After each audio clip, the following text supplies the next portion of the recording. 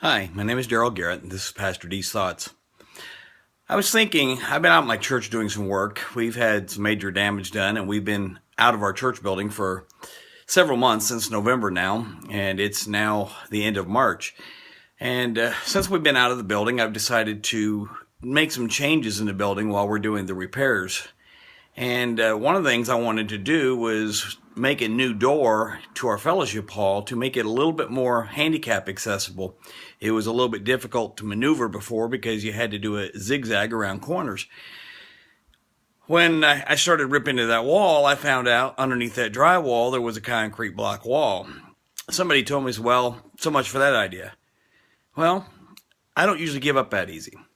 And I just decided, if you look behind me, to knock down a wall. And as I was finishing up knocking that hole through today, I was thinking about how many people face battles and quit because they run into an obstacle.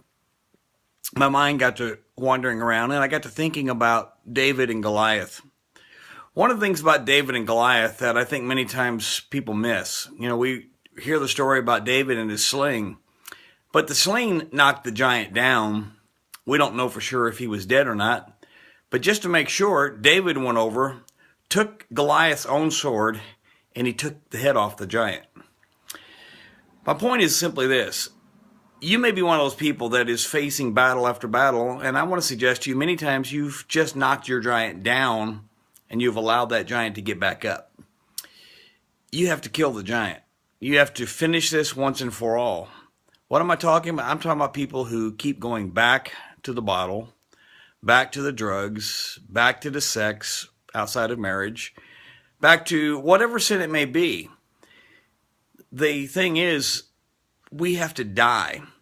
See, the difference is, in a spiritual sense, we have to die to those sins. Those sins are going to continue out there. The temptation is always going to be there, but you have to die to it. You have to cut the head off that draws you back into it. It's just like this wall that I faced.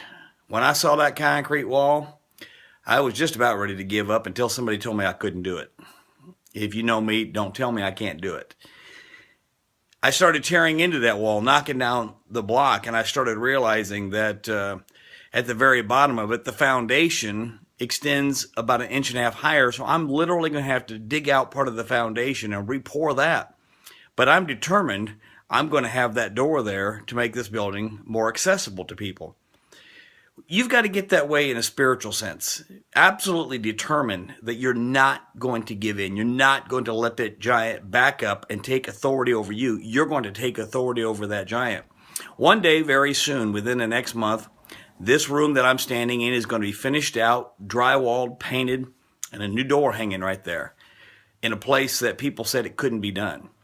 People have said about you, it can't be done. You will always be what you are. And I want to tell you that through the power of the blood of Jesus Christ, you don't have to be what everybody says you are or were. It's time to change some things. It's time to slay the giant. God bless you. Come back and see me again at Pastor D's Thoughts.